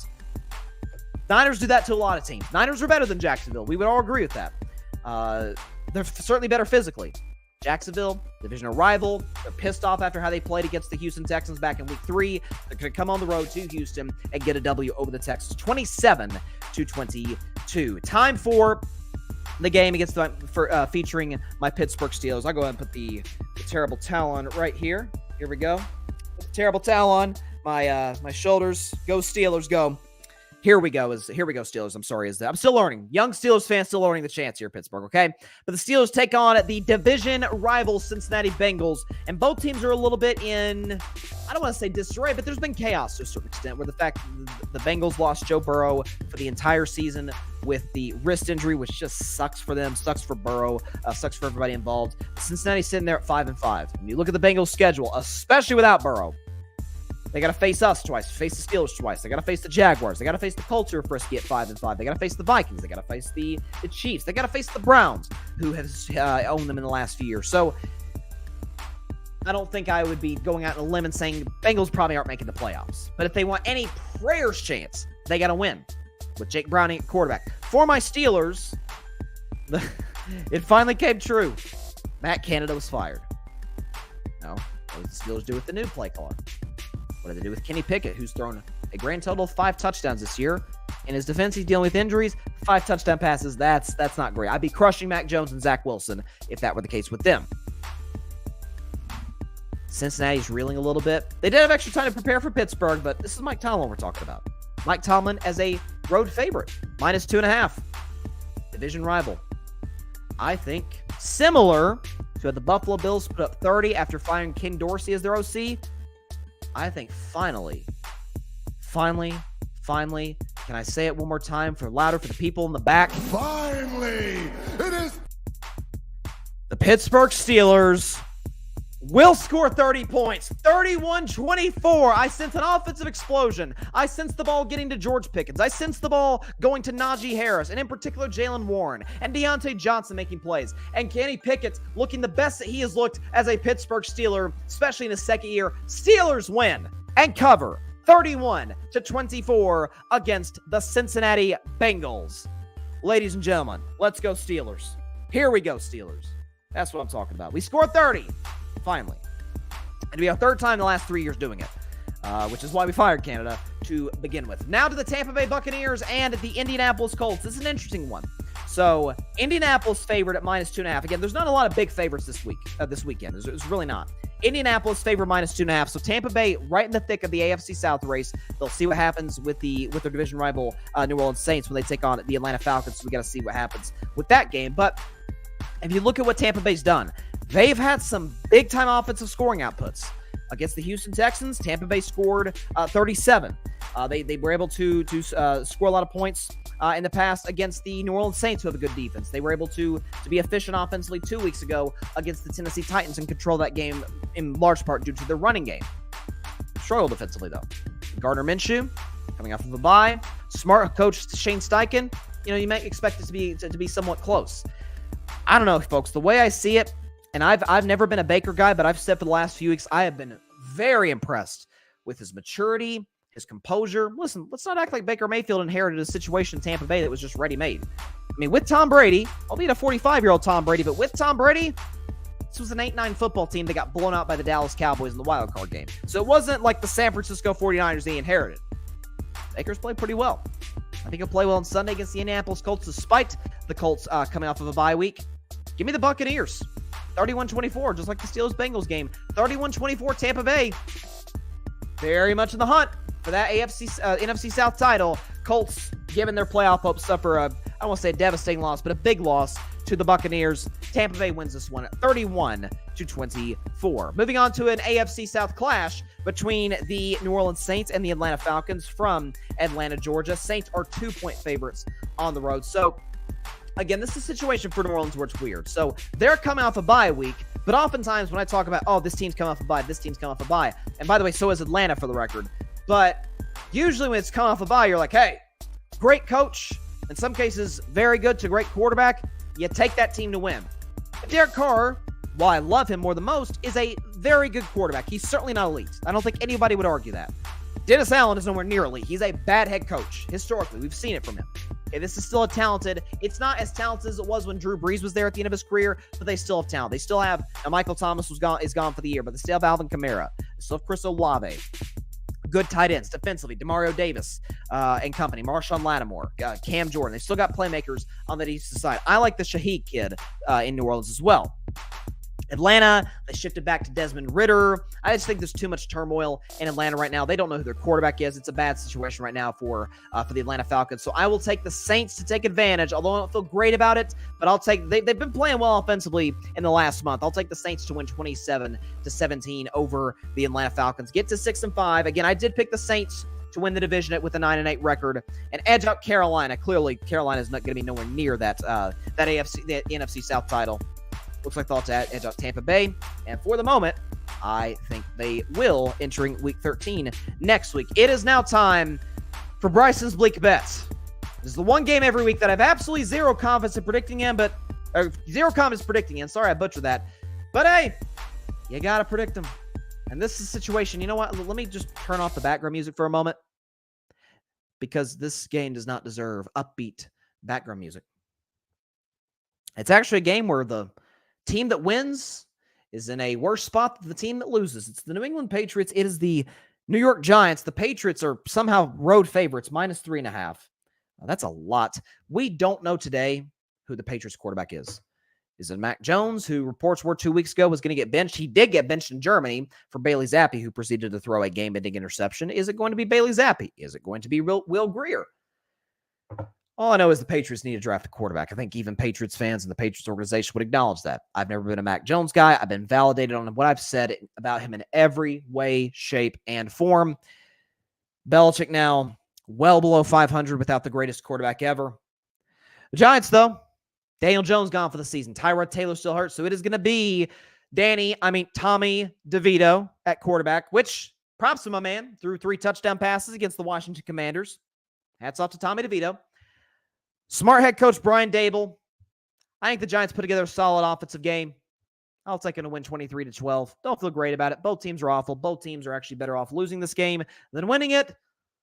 I'll take the Giants 23-12 over the New England Patriots and Bryson's Bleak Bet, because why on God's green earth did anybody bet on this game?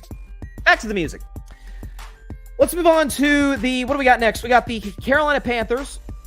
And we got the Tennessee Titans from Nashville, Tennessee, this beautiful state's capital. So Titans are 3.5-point favorites. Again, Carolina's 1-9. They're the worst team in football, and it gets worse. Their pick goes to the Chicago Bears. So it's not getting any easier for the Carolina Panthers as we sit here today. But if you look at what the Titans are doing, if you look at Will Levis, again, the Titans did get blown out by Jacksonville. Will Levis, though, who I've never been the biggest fan of, going back to his days at Kentucky, I think there's some maturity issues. Maybe he's able to address it. Maybe he doesn't.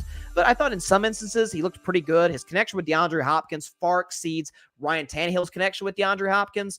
But listen, as bad as the Titans are, they're 3-7. They're not going to the playoffs. This is still Mike Vrabel we're talking about. This is still, I've heard reports that maybe the Titans might consider moving on from Mike Vrabel. They need to be disbanded as a franchise if they even think about it. Mike Vrabel is one of the best head coaches. If you look what the Titans dealt with last season, this season's not ideal. Last season was even worse. So many guys on IR, so many guys injured. They had to turn to my man Space Dobbs, Joshua Dobbs, off the practice squad from the Detroit Lions at quarterback. So they had a quarterback who really didn't know the playbook. Derrick Henry was beat up. The receiving core was terrible. The defense wasn't as good. It was bad days in Tennessee. There's no doubt about it, okay? It was bad days. Mike Vrabel's an awesome coach, though. The fact that he kept head above water, gave the Titans at the very end a shot to win the division is a minor miracle. Titans will beat the Carolina Panthers 26-20. I actually think Carolina's offense might actually find a rhythm in this game. I don't really trust Tennessee's defense all that much, but I'll take the Titans to cover -3.5 and beat Carolina 26-20. And certainly the Chicago Bears, who won't play until Monday, will be big Titans fans. It's like Carolina, just keep on losing so we can get Caleb Williams. That is what they are rooting for. Let's move on. Is this the upset of the week? I think. No, it is not the upset of the week. Okay. It's the Los Angeles Rams and the Arizona Cardinals in AFC. I keep saying AFC. NFC West battle.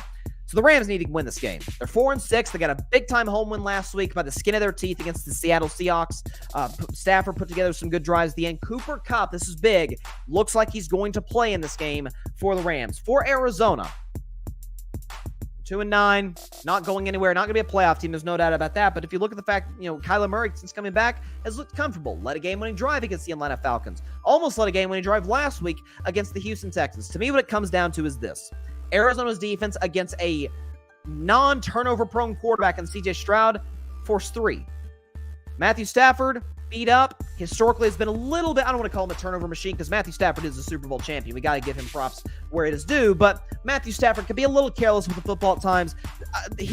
I'm telling you, from what I watched on Sunday and all season long, he's nowhere close to healthy. So I'm actually going to go with the upset here. I'm going to go with the Cardinals to win over the Rams 24-17. Take the Arizona Cardinals plus 2.5 and to win outright 24-17 over the division rival LA Rams. I actually kind of like this pick, so I'll go with the Rams to win it all. Let's see. Got a couple of comments here from Patrick about the Patriots. He says, we shouldn't see Wack Jones until whenever. Wack Jones and Slack Wilson will be the 2 biggest disappointments of the 2021 draft as far as QBs. See our guy Barry Grant Jr. Mitty's out on Michael McCorkle, or he calls him Michael McCorkle Jones. Was beautiful. It was, especially Barry was on the show on Wednesday, which made it even better. Just to have him say it to my face. It's one thing to hear Barry say it his show. Shout out to Barry, All Even Podcast. Check his show out here on the Grid. But it was even better. Added. It was just icing on the cake, Patrick. Icing on the cake. Cleveland Browns, Denver Broncos from the Rocky Mountains. Broncos are favored -1.5. So listen, I added the Browns. Didn't like doing it, but I got to be objective. I had the Browns at number 9 on Bryson's Best 10. It has absolutely nothing, contrary to what Browns fans tried to tell me last week, to do with their offense. And certainly with the quarterback position, where they had to sign Joe Flacco to their practice squad, which shows you the fact that the Browns are in dire straits at the quarterback position have been since, the entire Super Bowl era. Anyways, though, the Browns defense, though, is fantastic. Myles Garrett, 13 sacks, leading the National Football League. They have the offensively, they certainly have the best O-line. Kevin Stefanski, as I've always loved as a head coach. We talk about great defensive coordinators. I think there's a lot of them. Jeff Schwartz is in that conversation. Remember what he did in Philadelphia as their defensive coordinator for years, won a Super Bowl there, what he's done with the Cleveland Browns. He's done a great job there as well with the personnel that he's been given, which is very talented, I might add. For Denver, look, they won 4 straight games. They're playing good defensive football, the best they've played in quite some time. Russell Wilson is not back to the old Seattle Russ, as I said on Monday's show, but Sean Payton deserves all the credit in the world. Russell Wilson looked like a below-average backup quarterback last season. Now he looks like a top 12 guy. Stats in some instances are top 10. You look at passer rating, touchdown to interception ratio. Russell's playing pretty darn well this year. Javonte Williams running the football effectively. That's really been the MO of the Broncos for or at least in this 4-game winning streak. So 1.5, I don't know. Cleveland's in a rough spot at quarterback. I'm going to go with Denver.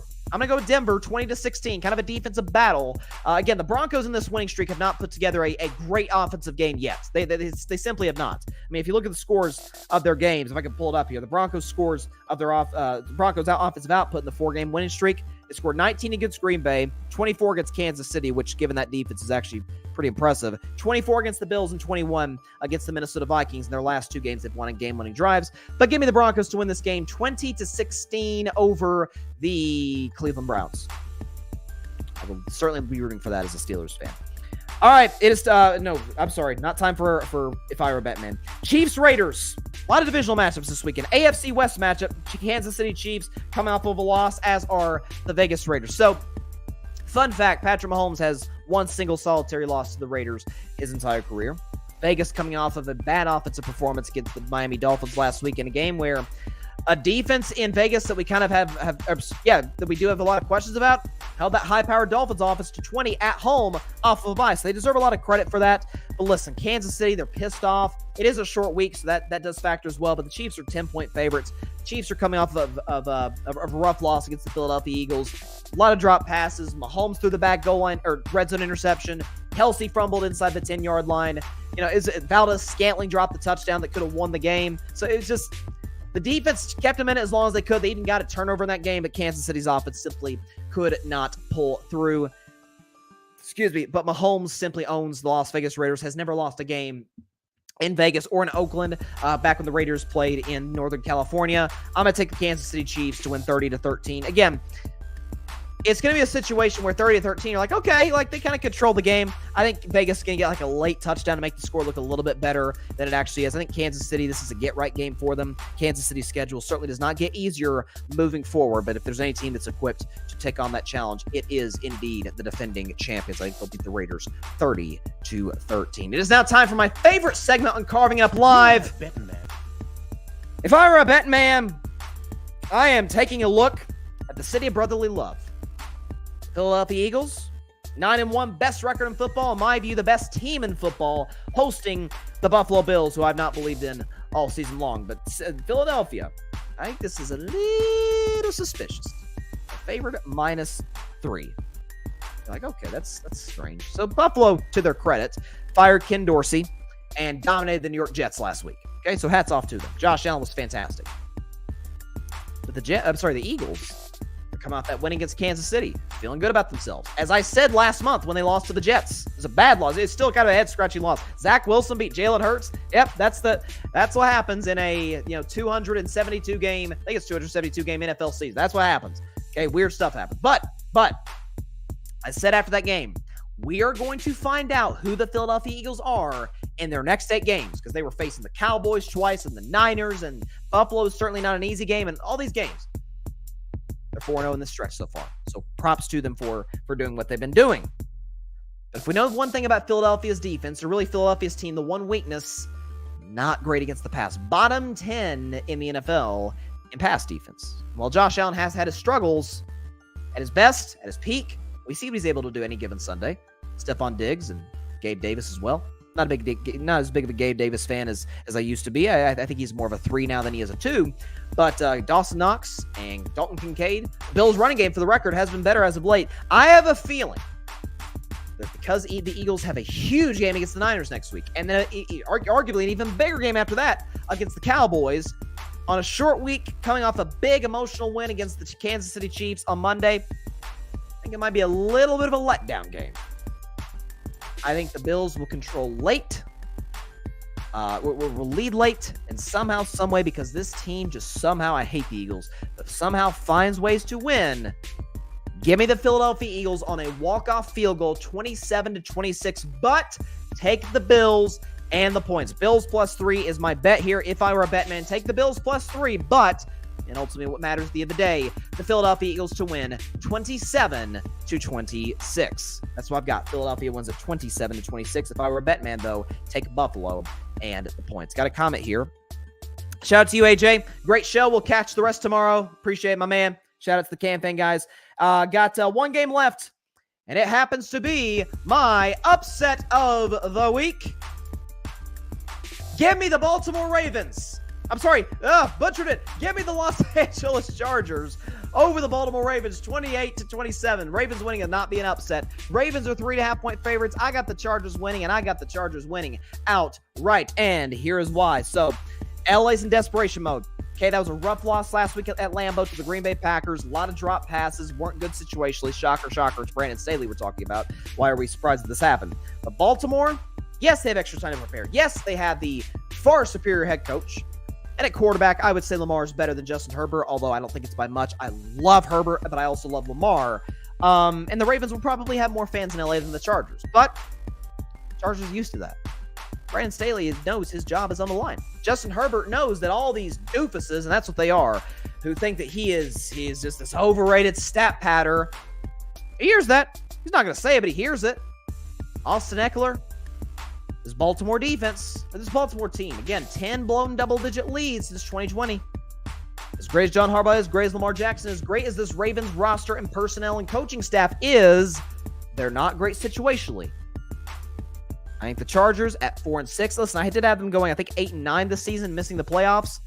They got to get them at some point to have themselves in that discussion. They're going to keep themselves in the playoff talks. Give me the Chargers and my upset of the week, 28-27, and what will be a fantastic Sunday Night Football game in Los Angeles, or really in Inglewood, California at SoFi Stadium. Chargers win 28-27 over the Baltimore Ravens. So that's what I got today.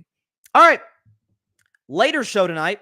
an hour and a half later than usual because I wanted to watch the Jets-Dolphins game in case, in the rare event that the game was actually competitive, I wanted to see if it maybe went to overtime. I didn't want it to run into the show. I wanted to catch that game and see what happened, but ultimately it was not one that was worth talking about for more than, 3, 4, 5 minutes. So that's where we're at. But fun later show, Black Friday show. And with that is all the time we have for today's show. Appreciate everybody stopping by as always. Be sure to catch Carving It Up Live on Monday at 6 p.m. Eastern, 3 p.m. Pacific time, back at our normal time, right here on Twitter, as well as the Carving It Up YouTube channel and the Grid Network YouTube channel. And of course, be sure to like, share, comment, and take 2 seconds out of your day. Hit that big red subscribe button. Helps the channel grow exponentially. Trying to get to 1,000 subscribers by Super Bowl 58, which is February the 11th. I believe that we can get there. We have surpassed the 500 subscriber count. So if you have subscribed, thank you so much. Please tell your friends and your family to do the same. If you haven't subscribed, hey, just takes a couple seconds. Big red subscribe button down there. Hit it. Boom. You're part of the Carving It Up family. That's like John Madden. Boom. Rest in peace to the great John Madden. Love that the NFL honors him during Thanksgiving. Of course, be sure to go subscribe as well to the Grid Network. That is GRYD, the Grid Podcast Network, right here on YouTube, as well as any and everywhere you get your favorite podcast, be it Apple Podcasts, Spotify, iHeartRadio, Google Podcasts, any and everywhere you get your favorite podcast. Fun show today. Love the activity in the comments. Again, please subscribe if you have not already. Try and get us to 1,000 by the Super Bowl. Tell a friend to tell a friend to tell a family member to tell a friend during this Thanksgiving weekend, this holiday weekend, about the show. We would greatly appreciate it. Shout out to all y'all out there. Stay safe out there. Please be sure to take care of your physical as well as your mental health. And please be sure to contact your local state representatives and your senators to demand change for gun violence in America. It's a cause very, very near and dear to my heart. No question about it. All right. Have a great weekend. Enjoy some Thanksgiving Day leftovers. Me personally, I'm going to eat some pumpkin pie. I'm going to enjoy Warriors Spurs tonight. Michigan, Ohio State tomorrow. Going to be a fun weekend of football and sports in general. See y'all on Monday. Should be a loaded show then. God bless you all. Peace out. And nothing beats pumpkin pie. I don't care what any of y'all say. Thanks so much for watching the show on YouTube. And be sure to go click that big red subscribe button and check out the other clips and full shows from Carving It Up Live, as well as our other incredible content creators here on the Grid Network.